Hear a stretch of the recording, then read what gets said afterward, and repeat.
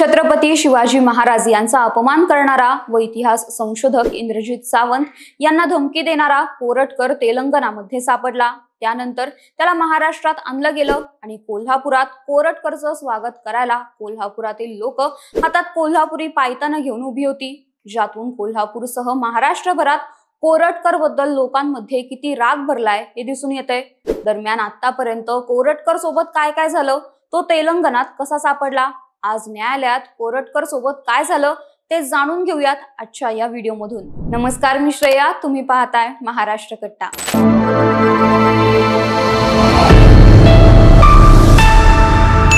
24 फेब्रुवारीच्या मध्यरात्री 12:08 कोरटकरने इतिहास संशोधक इंद्रजित सावंत यांना मुख्यमंत्री देवेंद्र फडणवीसांचं नाव घेत धमकी दिली, शिवरायांचा एकेरी उल्लेख केला। इतिहास संशोधक इंद्रजित सावंत ब्राह्मणांबद्दल द्वेष पसरवत असल्याचा आरोप केला। त्यानंतर इंद्रजित सावंत यांनी कोल्हापूर पोलिसांमध्ये याबाबत तक्रार दाखल केली होती। 25 फेब्रुवारीला इतिहास संशोधक इंद्रजित सावंत यांच्या तक्रारीवरून कोरटकर विरुद्ध कोल्हापूरच्या राजवाडा पोलीस ठाण्यात गुन्हा दाखल करण्यात आला होता। कोरटकरनं 27 फेब्रुवारीला एक व्हिडिओ तयार करून माफी मागण्याचा प्रयत्न केला, तर 28 फेब्रुवारीला कोल्हापूर जिल्हा न्यायालयानं त्याला अटकपूर्व जामीन मंजूर केला होता। पण कोल्हापूर पोलिसांनी म्हणणं मांडण्याआधीच त्याचा जामीन मंजूर झाल्याने कोल्हापूर पोलिसांनी याविरुद्ध मुंबई उच्च न्यायालयात दाद मागितली होती आणि 18 मार्चला मुंबई उच्च न्यायालयानं कोरटकरचा जामीन अर्ज फेटाळला। न्यायालयाने जामीन अर्जाची मागणी फेटाळून लावल्यानंतर कोरटकरला अटक करण्यासाठी पोलीस त्याचा शोध घेत होते आणि आता जवळपास महिन्याभरानंतर कोरटकरला पोलिसांनी अटक केलं आहे। कोल्हापूर पोलिसांच्या पथकाने सोमवारी कोरटकरला दुपारच्या सुमारास तेलंगणात अटक केली।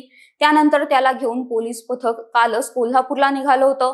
कोरटकरला घेऊन पोलिसांचं पथक मंगळवारी सकाळी 8 वाजता कोल्हापूरच्या जुना राजवाडा पोलीस ठाण्यात पोहोचले होते। यानंतर दुपारी 12च्या सुमारास प्रशांत कोरटकरला कोल्हापूर जिल्हा न्यायालयात नेण्यात आलं।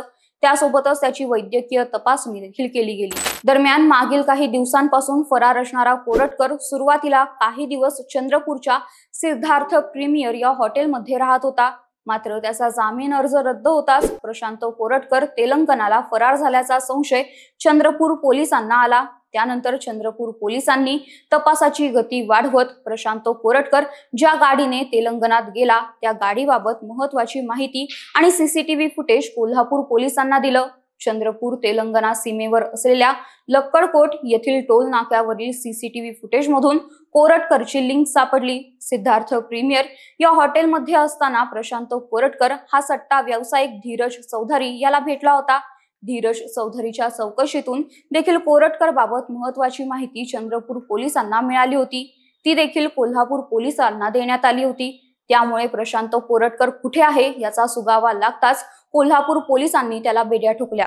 छत्रपती शिवाजी महाराजांचा अवमान करणाऱ्या प्रशांत कोरटकर बद्दल शिवभक्तांमध्ये संतापाची लाट असल्यामुळे सकाळी राजवाडा पोलीस स्टेशनला आणताना कोणतंही गैरकृत्य होऊ नये म्हणून आजूबाजूचा परिसर निर्मनुष्य करण्यात आला होता। त्यानंतर कोल्हापूर पोलिसांच्या बंदोबस्तात प्रशांत कोरटकरला कोल्हापूर जिल्हा न्यायालयात हजर करण्यात आलं होतं। तेव्हा न्यायालयात सुनावणी सुरू झाल्यानंतर प्रशांत कोरटकरला चांगलाच घाम फुटल्याचं दिसून आलं।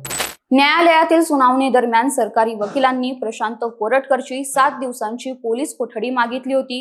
त्याच्या आवाजाचे नमुने घ्यायचे असून त्याच्या चौकशीसाठी 7 दिवसांची कोठडी हवी असल्याचे सरकारी वकिलांनी म्हटले होते। मात्र जिल्हा न्यायालयाने प्रशांत कोरटकर याला 3 दिवसांची पोलीस कोठडी सुनावली आहे। त्यामुळे कोरटकरला आता 3 दिवस कोल्हापुरातील जुना राजवाडा पोलीस ठाण्यात काढावे लागणार आहेत। दरम्यान कोरटकर काँग्रेसची सत्ता असलेल्या तेलंगणामध्ये सापडल्याने भाजपा आमदार परिणय फुके यांनी प्रशांत कोरटकर हा तेलंगणात एका काँग्रेस नेत्याच्या घरी लपून बसला होता, तसेच त्याला तिकडे जाण्यासाठी महाराष्ट्रातील काँग्रेस नेत्यांनी मदत केली होती असा आरोप केला। मुख्यमंत्री देवेंद्र फडणवीसांनी देखील कोरटकर कुठे सापडला, कोणाच्या घरी सापडला, जरा बघा ना नाना भाऊ असं म्हणत काँग्रेसवर निशाणा साधला होता। दरम्यान विरोधकांनी केलेले हे सर्व आरोप काँग्रेस आमदार विजय वडेट्टीवार यांनी फेटाळले आहेत। काँग्रेसचा याच्याशी काहीही संबंध नाही। कोरटकर हे भाजपचंच पाप आहे। ते पोलिसांच्या बुरख्याखाली लपून वावरत होतं। त्याला महाराष्ट्रद्रोही म्हणून घोषित केलं पाहिजे, त्याला तडीपार केलं पाहिजे। भाजपवाले स्वतःचं पाप लपवायला काँग्रेसचं नाव घेत आहे।